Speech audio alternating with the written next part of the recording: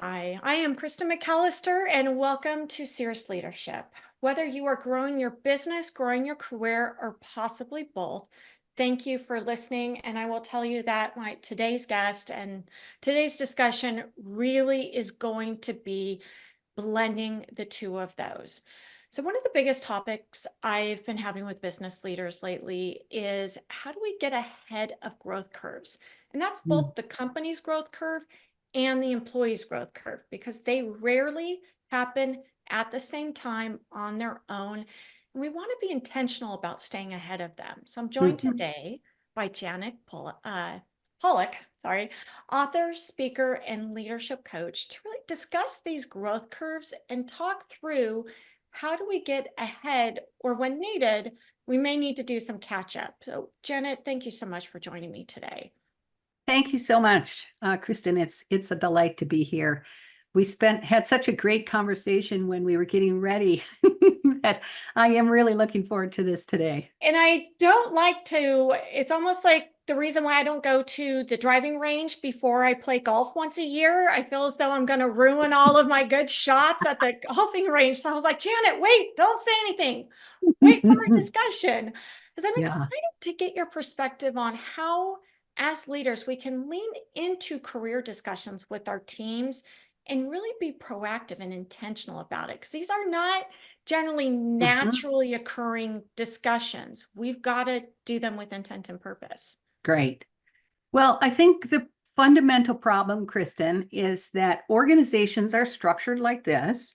There's a lot more employees down here, individual contributors and frontline managers, and then there's a lot fewer executives at the top. So if you have limited budgets, the natural tendency is to make sure these guys at the top are firing on full cylinders and developing and taking on the new challenges. So the coaching industry invests at the top rather than spending a lot of time developing on the frontline leadership or the individual contributor level.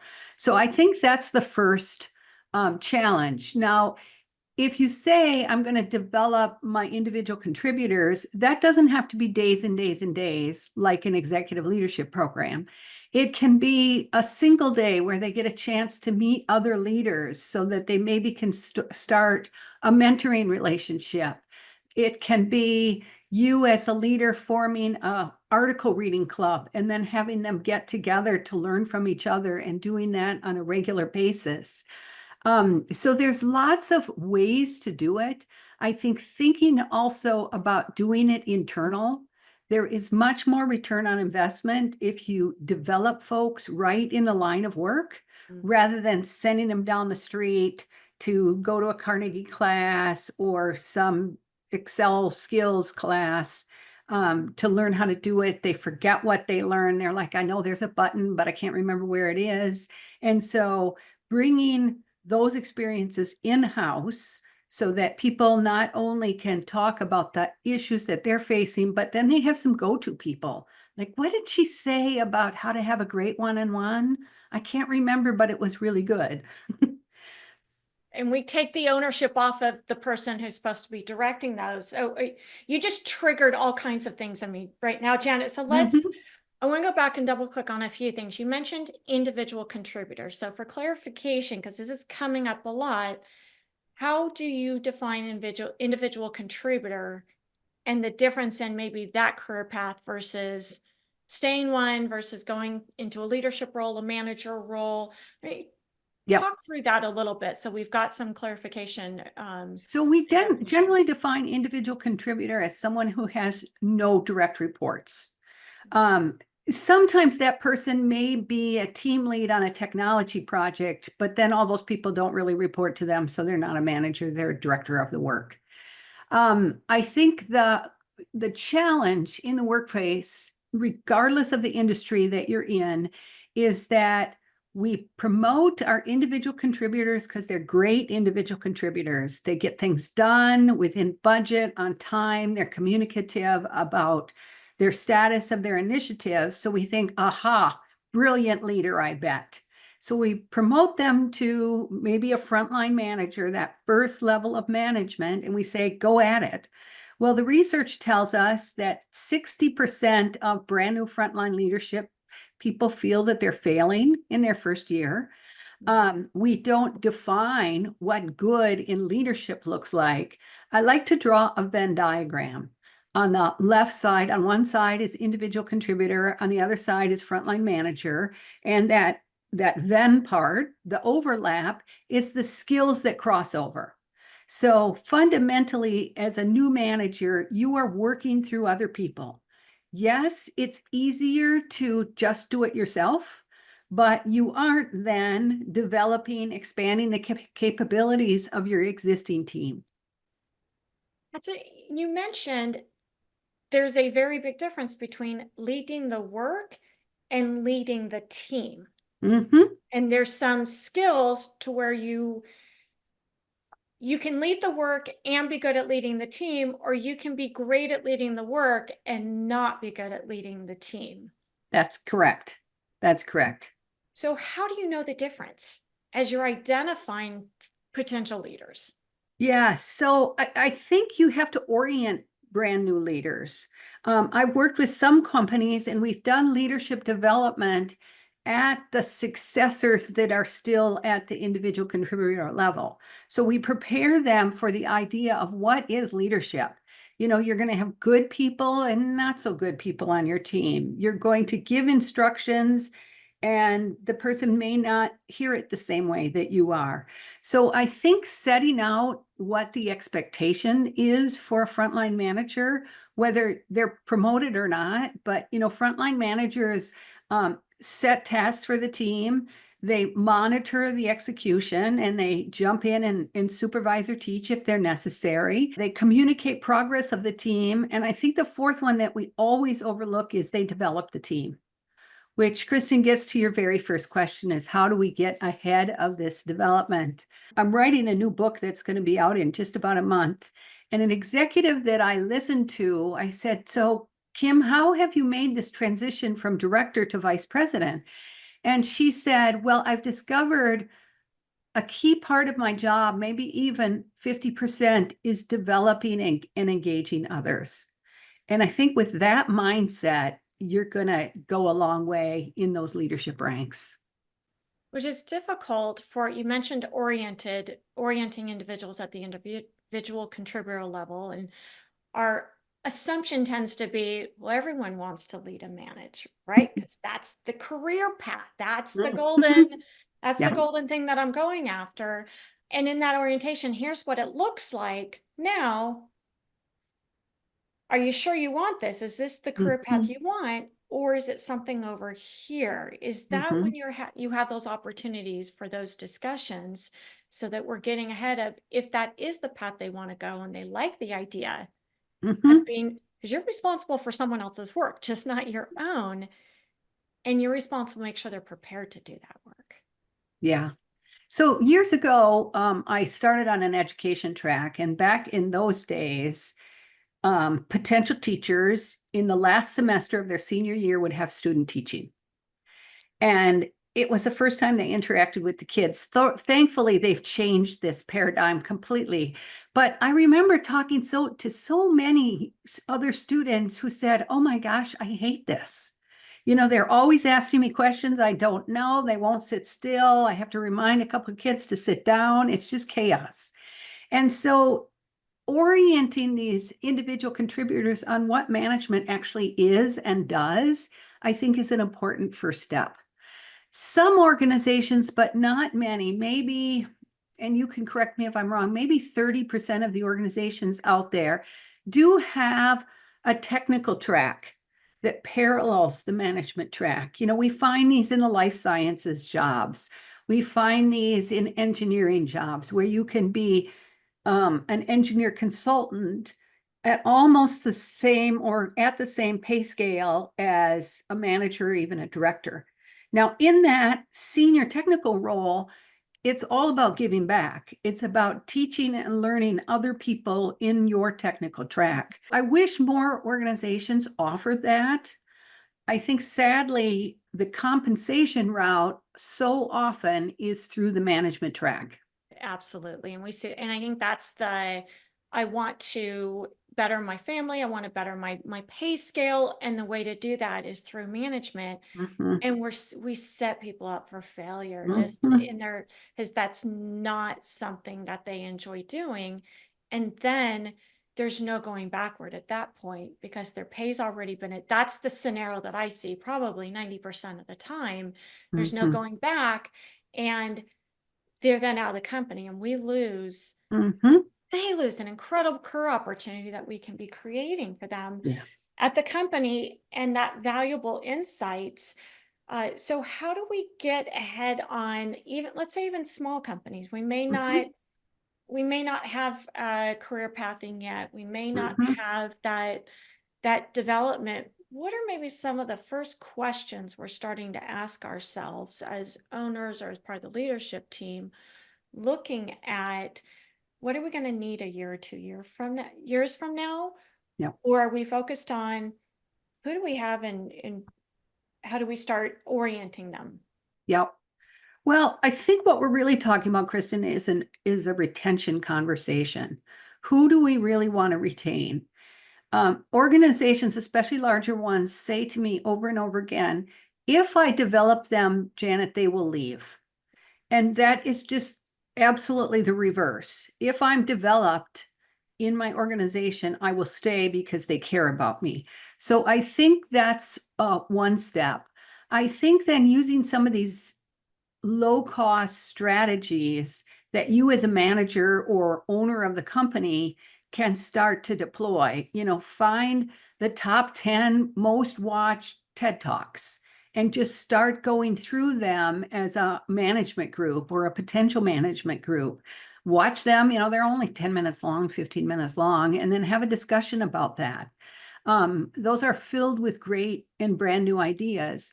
I think an article reading process, you might not get to a book a month. I think that's a pretty heavy lift for a lot of individual contributors, for example. But I think you can almost always, from a book that you love, find a written article that the author did first. I'm a big follower of Anna Grant from the Wharton School. He's written, I think, 5 or 6 books, and all of his books are just splendid. And yet, I don't have time to read all of those. So he's been published in the New York Times and elsewhere.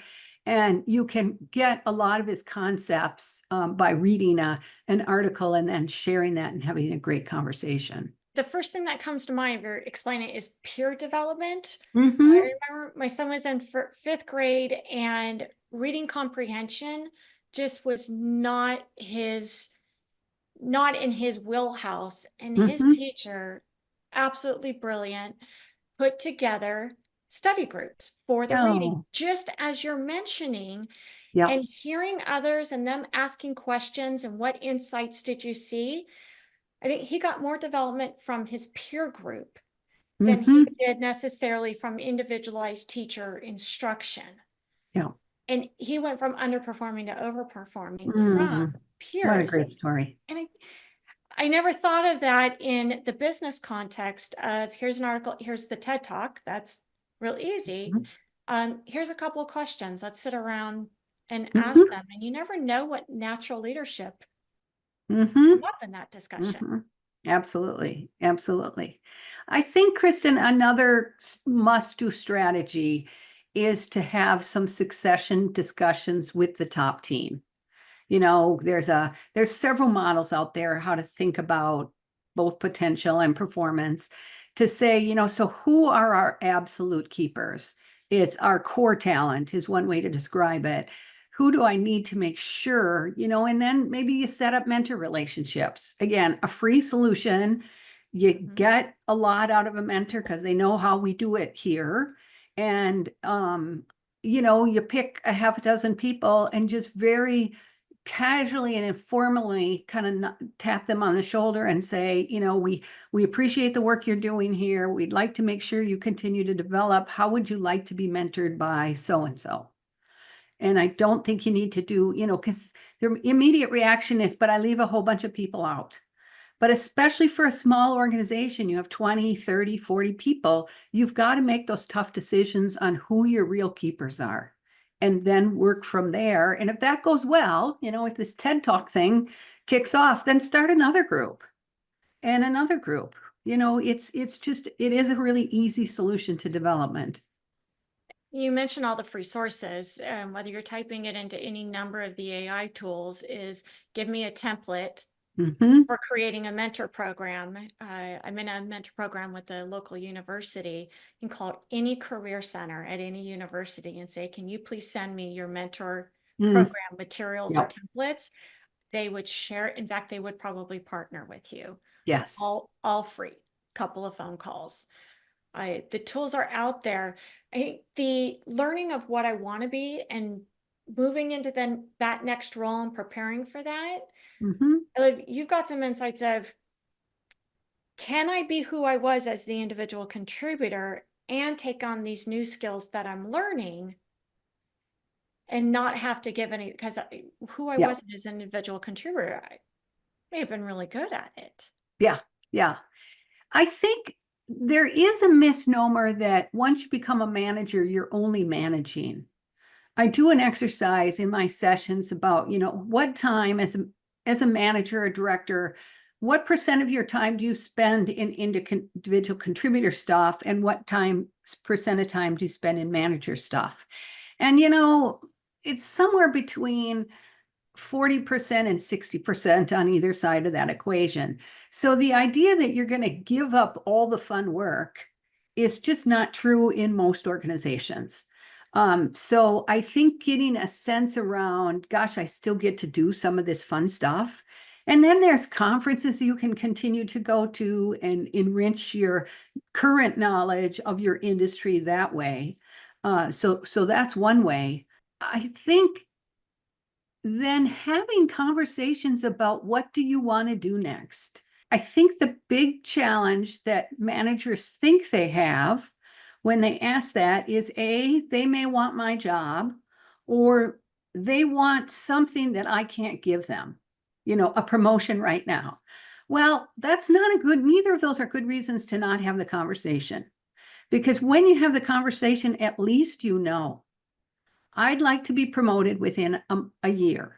Is that realistic or not? And then I can simply say, you've only been in your role for a year. You're a new college graduate. Maybe another year isn't enough time. I'd like to have you spend more time in your technical abilities. Let's talk about how to develop them and then get ready for that promotion, whether it's 2 or 3 years from now. Let's put together a plan to do Mhm, that. And I think mhm, sometimes we shy away from the word why because it can come off as combative. But I think in these mhm, conversations, the really understanding the driver beneath that, you want to be promoted a year from now. mhm, Why is it a year from now? Tell me about what mhm, that then looks like for you. mhm, mhm. Yep. And they might be painting another scenario and another picture that's actually not what they've asked for. Yes. Yeah. And I think career discussions aren't just one and done. This career discussion again, where aspirations are misfit with possibilities or probabilities. So you start that conversation and you're honest and say, probably not a year from now, but let's talk about what interests you about management. And so you have both thought about some things from this conversation. So a few weeks later, then you have a follow-up conversation to say, we both had some really good insights. What are you thinking now? To the employee, where are you going to spend your limited time for development? In development, what do you want? How do you want to learn and grow? I think the key is not to tell them how they want to learn and grow. And even back to our inside learning group peer learning, Mhm. I think starting with the question of what would you like to focus on as a group, rather than here's how I made my leadership journey. Now let's repeat that, because that was maybe 10, 15 years ago. Things have changed, and let's really get the individuals in the learning to talk about what do they want to learn. Fascinating. There's so many opportunities to be able to do it that can fit in with our natural way of being. And you've given us a lot of or you've given a lot of great suggestions. I, as you move from individual contributor, maybe up the SME track or up the manager track, there's then this whole other concept of leadership, that Mhm, strategic direction, the mhm, um, even in sales leadership. I listened to a speaker recently who was talking about it, who you wanted and who you're interviewing as a great salesperson is mhm. not who you're interviewing as a great sales leader. In No, fact, yeah, they're almost polar exactly. opposites. Yeah, yep, And yep. I'm in the talent acquisition industry and I'm thinking through my mind of, okay, but then if you didn't come up to the track as a great salesperson, how Mhm. do you know how to lead great Mhm. salespeople? Mhm. I think sales is such a good example because that's where the problem, I've also found that that's where the biggest problem is. We promote our best sales managers, so we're giving up some revenue to manager, and they don't know what it is about manager. It's just not more sales and it's not just ride-alongs. So I do find I work across industries, and I do believe that management is management is management. I even had a 3-year experience living and working in Shanghai, China. And it reaffirmed for me that leadership is leadership is leadership, that working through other people, asking them how they're doing, asking them how they want their career to grow, giving them feedback that they can use going forward, not looking at all the errors going back. That's what leadership is about. And then as you move up the organization, it's managing my team, managing my department, and then co-managing or co-leading the enterprise, which then does require you to evolve your mindsets, to think more broadly, to act more broadly, to think outside the organization and inside the organization. That's a pretty big leap. What Mm, does that development look like? Because I love that you've talked a bit about in the past on sometimes we have to unlearn in order to mhm. learn. Yep. Yep. I worked a giant project at a probably Fortune 10 company several years ago, kind of right in the middle of COVID. We created 3 models of competencies, one for individual contributors, one for managers, and one for executive leaders.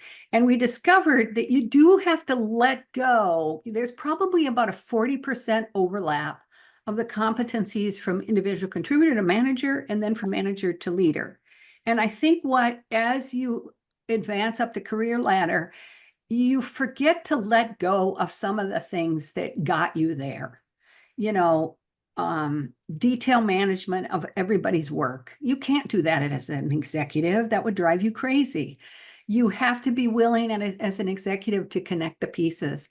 I think the hardest transition, certainly it's from individual contributor to manager, but what I'm seeing in my coaching is from director, senior director to executive to vice president level, because you got promoted for getting things done, and that's not what happens at the executive leadership level.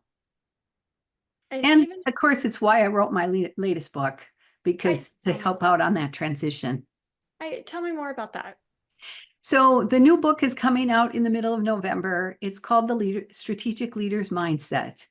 And what I uncovered after working with countless executives is that there's about 6 or 7 mindset shifts that you need to make in that executive competent and in those executive roles. You don't have to do all of them, all of them at once, just like any development.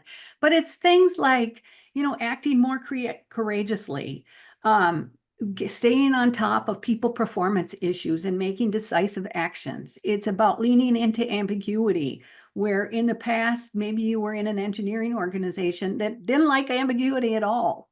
But at the executive ranks, everything is ambiguous. What's over the horizon is so unclear.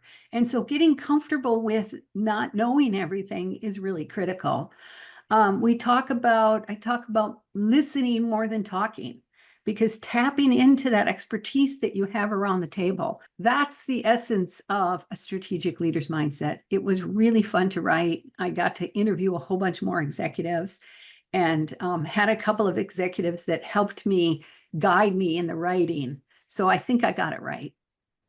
What was during the process? Sometimes I know we do those interviews, we do the research, and what we had in our mind for what it was going to contain and how it was going to come out. We have 1 or 2 discussions, and it's mind-blowing. You get this aha moment of, it may not even have been right. I was going under a different assumption. What was maybe an aha moment during that research process that really contributed to the shape of the book? So, first of all, I based a lot of the initial book on 360-degree feedback. So when you coach, you almost always do a 360, and you can see over time what skills they're lower at: global orientation, strategic thinking, comfort with ambiguities on some of these 360s. And so over time, you see where newly promoted vice presidents kind of are lower. They're really high on execution. And so I started there, and then I formed the initial set and went to 2 or 3 vice presidents and said, is this the right set? So I literally wrote my first chapter.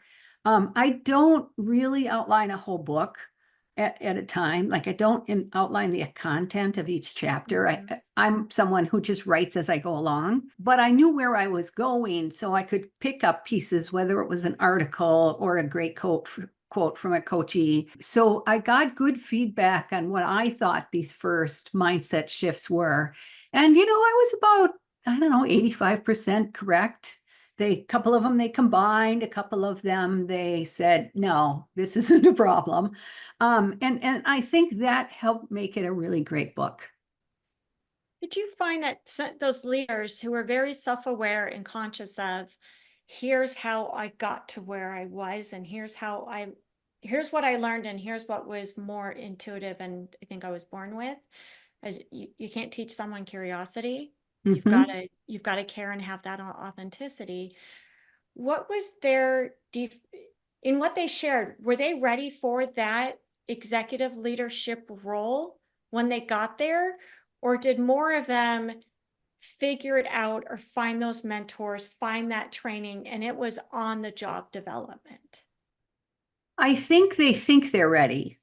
And then they get about 6 months in, and the conversations are different at a vice president level than they are even at a director level. What happened in the book writing is these people continued with me to review the chapters.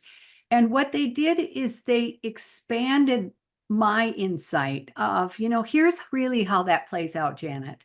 And so trying to get it right with each different mindset was very, very important. Many organizations now will do onboarding coaching. And your firm may even do this, offer the new executive 3 or 4 months to work with an external coach and say, how is it here?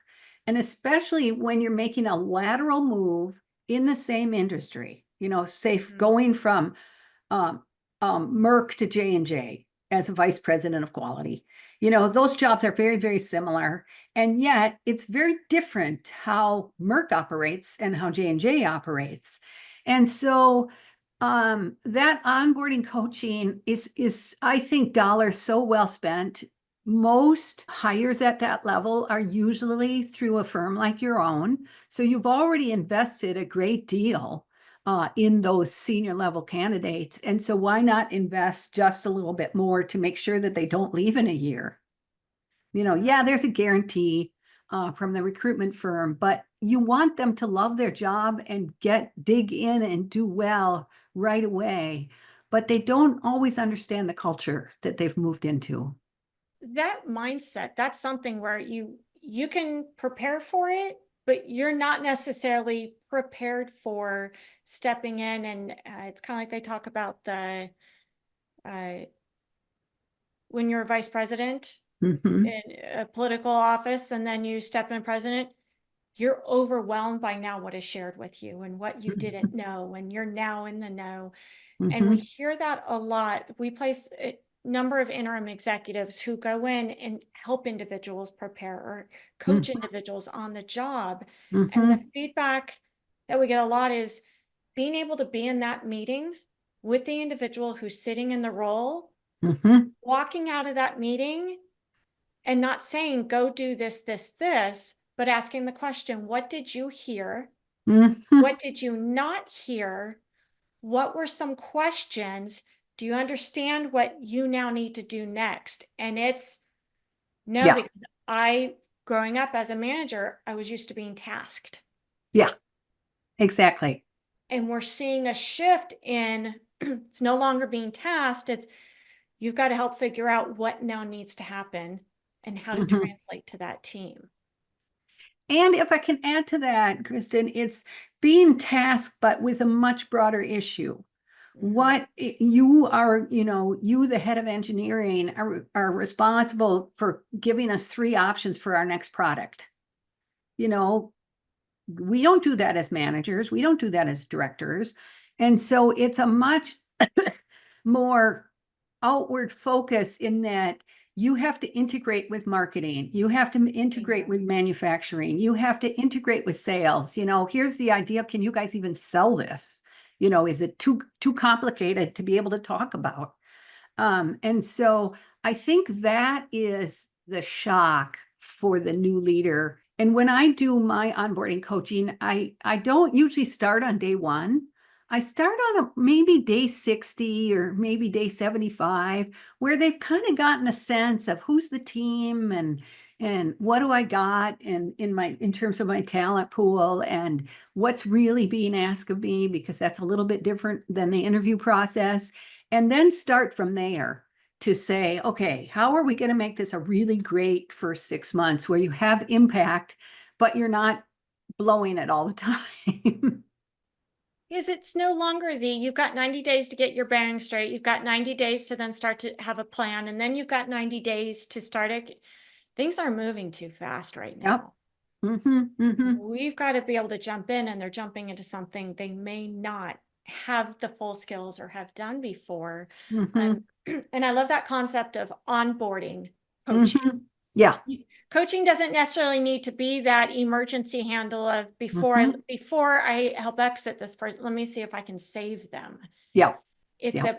really a proactive, how do we set them up for success? And Yes. I'd love to hear what are some just great stories or guiding lights that you've seen or and maybe helped with of how did you set that leader up for success?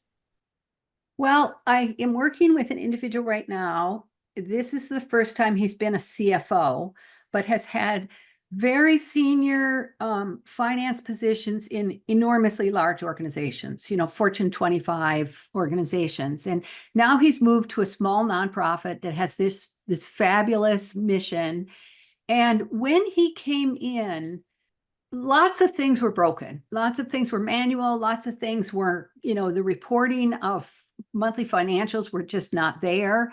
And so, like a good problem solver, he dug right in and tried to help fix some of those things. And he came off too strong. He came off frustrated. He came off disappointed with his staff. And so, what I did when I started working with him, we do a leadership assessment. I use this thing called the Hogan Leadership series to understand how he leads. And then I did a narrative 360, and I actually interviewed 4 or 5 of his direct reports, 3 or 4 of his peers, and then the CEO. And we capture, so what's going well for him so far and what's not going so well. He was very, very open to that feedback and took action immediately about style. People felt that he didn't know what they did, even though they reported to him. And so actually sitting down for an hour or two and shadowing them was a great solution. And he got that done in probably 3 weeks' time. He did some team building activities. I walked him through the whole team through an insights discovery, which is a great tool for understanding your interaction preferences. And so Mhm. he did that, and then he took them out, for a happy hour afterwards for them to get to know each other and get to know him a little bit better. So he's doing really, really well about 5 months later. And I think it's because he had someone help him transition, which wasn't his wife. I mean, our spouses and significant others are incredibly useful in that journey, but they don't know how it is inside. And they're only getting one perspective. I found Yes. I've interviewed a lot of coaches and we've had these conversations with coaching when you're only hearing a single perspective Mhm, of the person that you're coaching.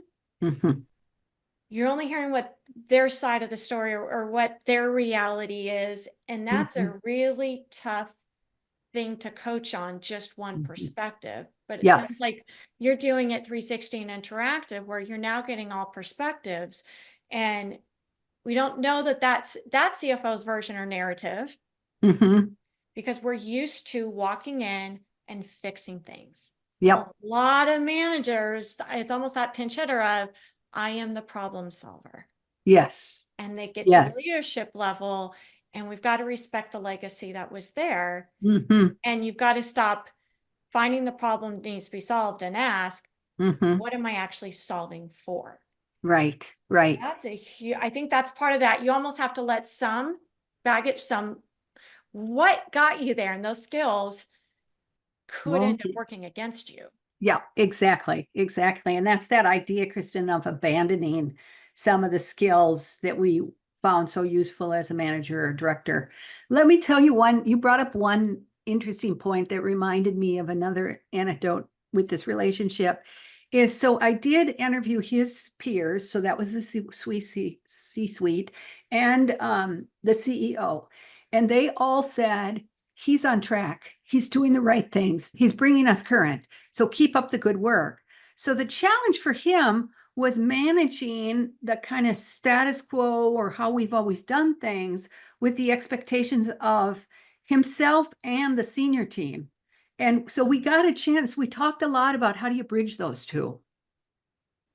Change management is a big buzzword over the Mm-hmm. past 5, 8 years. Mm-hmm. And that's one of the things just in coaching executives that's coming up is change management is no longer a differentiator, it's a requirement. Well said. Well said. Well said. Yep. So talk me through that change. What were some things that you recommend to maybe, because as business owners, we're kind of that leadership development as we're Yeah. building up our leadership team. And it feels like we're always in a transition. We're always managing Yeah. through change. And it's so easy for our teams to get into their comfort zones, a lot of that coffee, and you've got to be able to manage them through that. And Yeah. we may not be good with change. We just Yeah. do it because we have to. What are Right. some of your suggestions for stepping into a leadership role and now being responsible for walking others across that bridge? Yeah. So in coaching, we try our darndest not to give advice. We pull it out from the person. And so asking good questions about the challenges helps. And my favorite in this situation that we've been talking about is what have you thought of but haven't tried? And then what's holding you back from that? So, really unearthing some more ideas that have come to mind. Certainly, the feedback from the Narrative 360 gives them lots of new ideas and ideas that will work. I often ask a question is, how can this person be even more successful? And those are some really great ideas. You can't do all of them. Sometimes they overlap. But in that feedback, the individual really can uncover what else might work and work for them, their personality. And then in coaching, we talk about those. How would you proceed? What's holding you back? What's the timing on that? You can't fix everything all at once.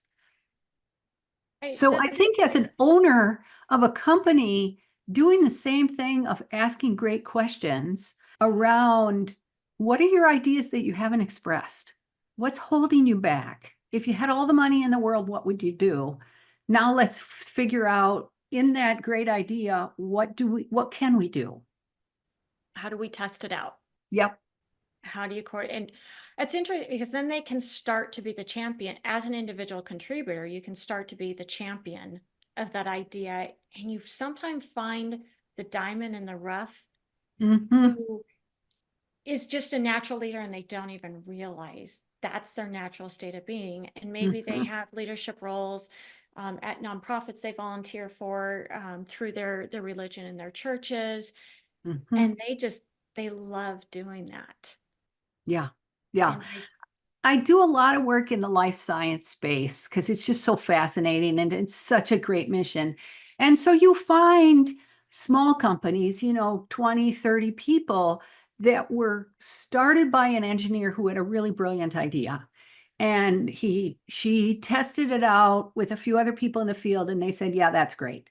And then they maybe even got some funding. And so now they are the default CEO, but they're really an engineer. They're curious and problem oriented. And so I wish that, at some point, and there's a great article from Larry Greiner at Harvard that talks about the revolution and evolution of an organization. And at some point, the founder has to hand it off to say, now you run this place, and I'm going to keep my engineering hat on. And it doesn't happen. Maybe it's because of pride. Like, I started this baby, I'm going to see it till when we get sold. And, that getting it profitable and then even more profitable is probably a different person. I amen to that. We see that founder getting stuck in the weeds syndrome. I know sometimes we don't realize that just because we started it doesn't mean that we have to be the one to run it. And that Mhm, I've seen any number of founders keep the CEO role, but bring in a president, mhm. someone, Yeah, or a CRO, someone to yeah, operate the company on a day-to-day if they really want to keep that title, or end up being the chief engineering officer, the chief scientific officer. right. And there's something so magical that when you get to lean in again 100% to what you love doing, what you enjoy doing, and what you are the best at, and lean away from that stuff that's keeping you awake at night, and someone who just loves that and is born for it gets to take it over, Mhm, you get to help someone else's career. You get to help yeah. them further, and they get to help everyone else. And I love that you brought that up because and sometimes that takes some coaching. That's a transition. In that case, I especially would coach one or both of them and then spend some time together as a trio. So, talking about now, how is your relationship changing? How is it evolving? Reminding each other what tasks they agreed to take on, which ones they don't. Because that's a very, very difficult transition. And I hear, and I'm sure you do, Kristen, from those founders who said, we tried that, didn't go very well. The guy just didn't fit, Um, so we're Number not one going to phone do that. call. Teach me how to be a better leader. And, you can do that. Leadership is developable, but as a founder, I'm just not sure they can transition to a CEO of the company and do it well. And some of us really enjoyed being that individual contributor and Yeah. don't want to be responsible, but we enjoy growing it. There's a lot of different roles that you can take on.